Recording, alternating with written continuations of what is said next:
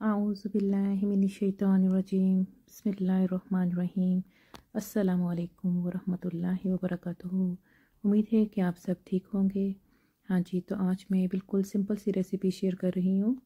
आज मैं मेलन से और जितने भी मेरे पास फ्रूट्स हैं उनसे मैं एक बास्केट बनाऊँगी। फ्रूट बास्केट आप इसको बोल सकते हैं। तो सबसे पहले स्ट्रॉबेरी जो है इसको मैंने धो के रखा हुआ था। इसको मैं पहले काट लूँगी। जिस शेप में भी आप बास्केट में डालना चाहें आप उस शेप में काट सकते हैं। मैंने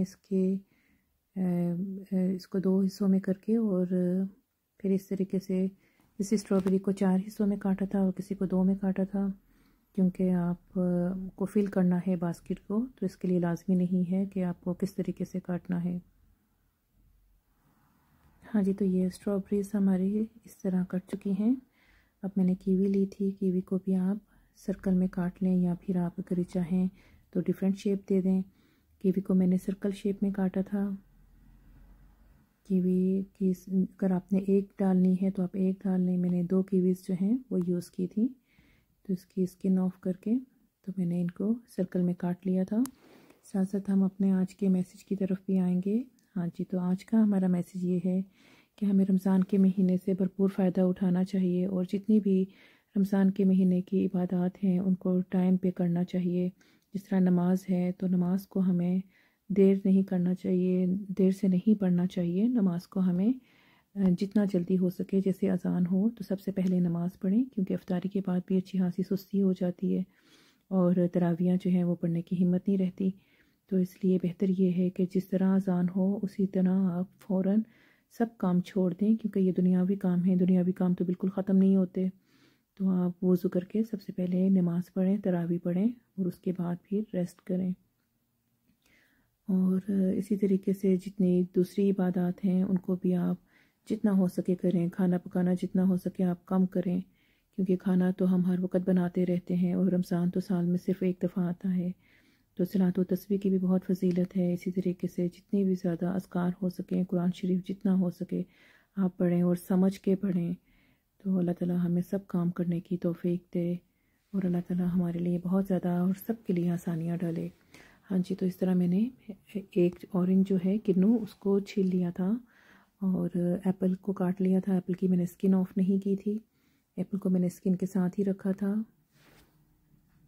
अगर आपके पास इन फ्रूट्स के अलावा भी कोई और फ्रूट्स हों तो आप उनको इस तरह छोटे छोटे काट के तो सबसे पहले एक जगह पे रख दें, ताकि आपको बास्केट फिल करने में आसानी हो। और उसके बाद हाँ जी, ये मैं मेलन की बास्केट बनाऊंगी। दूसरे मेलन की, इस मेलन को मैं काट के इसको भी मैं बास्केट फिल करने में यूज़ करूँगी। एक को मैंने काट के फिल करने के लिए रखा था और दूसरे से मैंने बास्केट के लिए उसको यूज़ किया था। तो हाँ जी, ये मैं इसको भी काट लूँगी।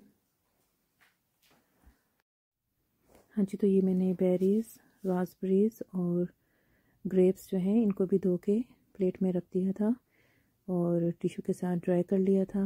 वाटरमेलन भी मैंने काट के इस तरह स्मॉल पीसेस में रखा है। इसको भी मैं यूज़ करूँगी बास्केट में। हाँ जी, तो लाजमी नहीं कि आपके पास सारे यही फ्रूट हों। अगर आपके पास कम फ्रूट हों तो उनसे भी आप जो है बास्केट बना सकते हैं। तो ये अनार भी मैं डालूँगी। इसका मैं आपको छीलने का तरीका भी बताऊँगी, जो कि बहुत आसान है।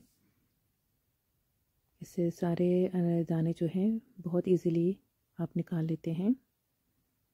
हाँ जी, तो ये सबसे पहले आपने इसके ऊपर से काट के इसके 2 हिस्से कर लेने हैं और फिर इसको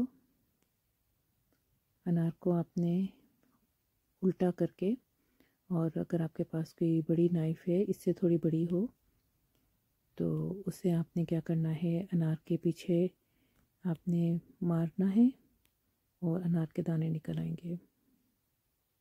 ये मैंने नाइफ़ थोड़ी चेंज कर ली थी, बड़ी नाइफ़ ले ली थी, क्योंकि इससे हमने अनार को उल्टा करके इस तरह अनार को हम मारेंगे तो सारे दाने खुद ही निकल आएंगे और जो गंद है वो अंदर ही रहेगा। ये अनार निकालने का बहुत इजी तरीका है और अभी बहुत जल्द सारे अनार के दाने निकल आएंगे। ये आप देख सकते हैं कि बस इस तरीके से आप करें और सारे अनार के दाने निकल आएंगे। ये देखें जी, बिल्कुल खाली हो गया है।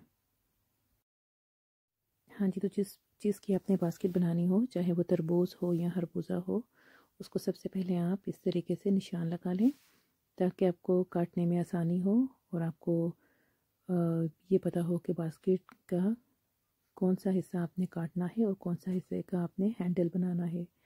तो मैंने ये इसकी दोनों साइड्स काट ली थी। ये लेफ़्ट साइड इसकी काटी है और अब इसकी मैं राइट साइड जो है वो निकाल लूँगी।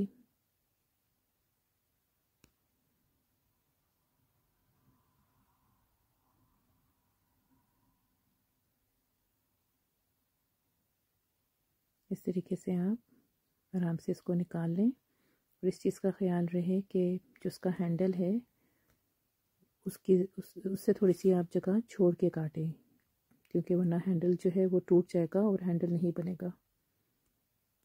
तो ये जी खरबूजा हमने काट लिया है। अब इसके आपने जो सीड्स हैं उनको भी स्पून से निकाल लेना है और इसको अंदर से बिल्कुल साफ़ कर लेना है।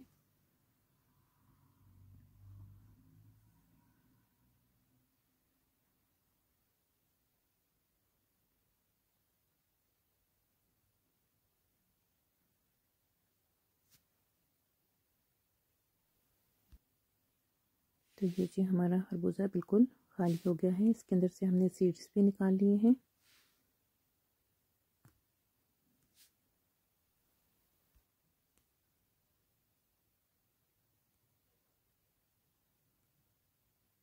और अब हम खरबूजे के अंदर से भी सारा खरबूजा काट के तो इसको अलग रख लेंगे।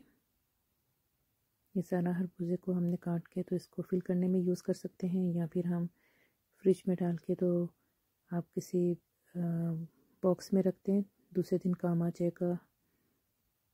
तो इस तरीके से हमने सारी बास्केट जो है बनाने के लिए खरबूजा अंदर से खाली कर लेना है ताकि इसके अंदर हम दूसरे फ्रूट्स रख सकें।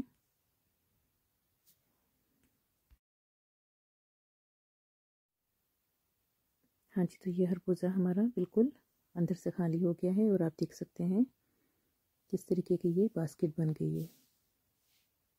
अब आपकी मर्ज़ी है, आप जो सा फ्रूट भी इसमें डालना चाहें वो डाल के तो इसको बास्केट को फिल कर लें। मैंने सबसे पहले तरबूज डाला था और इसके सीड्स भी साथ साथ निकाले थे ताकि अगर आप खाएं तो आपके मुंह में सीड्स ना आए। इस तरह मिक्स फ्रूट मैंने सारे डाले थे। अभी खरबूजा डाला है।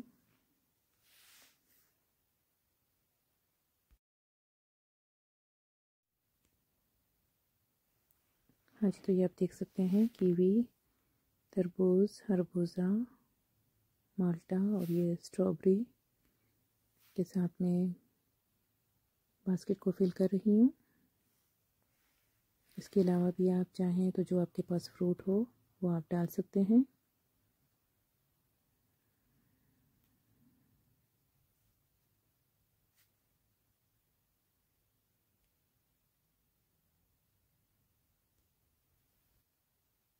हाँ जी, तो ये हमारी बास्केट काफ़ी फिल हो गई है।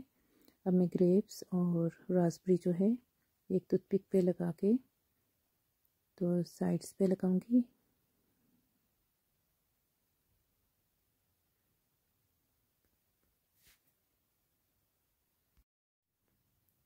आप चाहें तो स्टिक पे स्ट्रॉबेरी भी लगा सकते हैं और मेलन भी लगा सकते हैं, और अगर आप चाहें तो खाली ग्रेप्स या रास्पबेरी लगा सकते हैं, और अगर आप ना चाहें तो आप कुछ भी नहीं लगा सकते। ये आपकी अपनी चॉइस है कि आप किस तरीके से बास्केट को डेकोरेट कर रहे हैं। हाँ जी, तो ये हमारी फ्रूट बास्केट रेडी हो गई है। आप चाहें तो इसको ज़्यादा फ्रूट डाल के भी और ज़्यादा फिल कर सकते हैं। मैंने जो बाकी फ्रूट बच गए थे उनको फिर मैंने एक दूसरी डिश में जो है वो डाल के डेकोरेट किया था। तो आपके पास कोई सी भी डिश हो, मेरे पास हार्ट शेप ये डिश थी। अगर आपके पास हार्ट शेप ना भी हो, सादा डिश भी हो, तो आप उसमें अपनी पसंद से फ्रूट्स डाल के तो इसको डेकोरेट कर सकते हैं।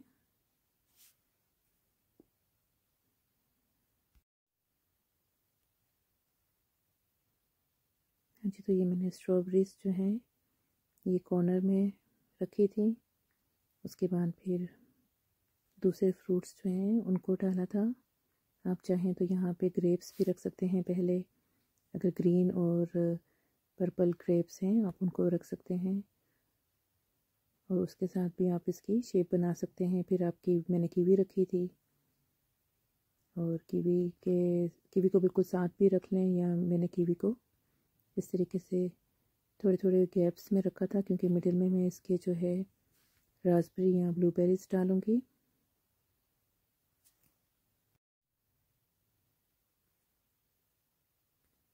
इस तरह जो भी आपकी मर्ज़ी हो, जो भी आपको फ्रूट जो आपके पास अगर लेफ़्ट ओवर हैं तो उसको एक को आप बास्केट में यूज़ कर लें, और एक को जो है आप इस तरह डिश में डेकोरेट कर लें, या दोनों को, अगर आपके पास दो डिशेस सेम हैं तो आप उनकी इस तरीके से डिशेस बना लें, रेडी कर लें। इस तरह माशाल्लाह बहुत खूबसूरत लगती हैं, और ये है कि बच्चे भी शौक़ से खाते हैं और बड़े भी बहुत अच्छे से, उनको भी बहुत अच्छी लगती है इस तरह डेकोरेशन।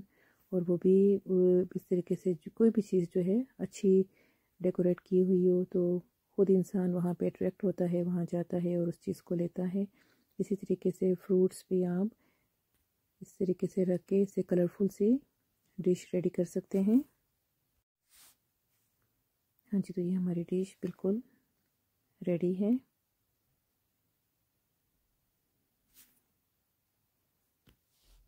आप अपनी मर्ज़ी से मिडिल में अगर चाहें तो कुछ चीज़ दूसरे फ्रूट्स रख लें, या हरी खजूरें रख सकते हैं। मैंने पोमीग्रेनेट रखा था क्योंकि मुझे ये काफ़ी अट्रैक्टिव लग रहा था, तो मैंने कहा सोचा कि चलो इसको मिडिल में रखूँगी, और बीच में मैंने सिर्फ एक ग्रेप रख लिया था।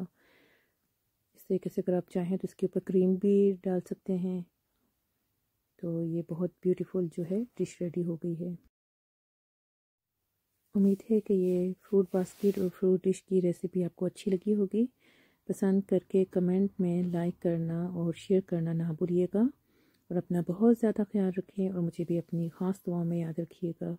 ओके जी, फ़ी अमान अल्लाह, अल्लाह हाफ़िज़।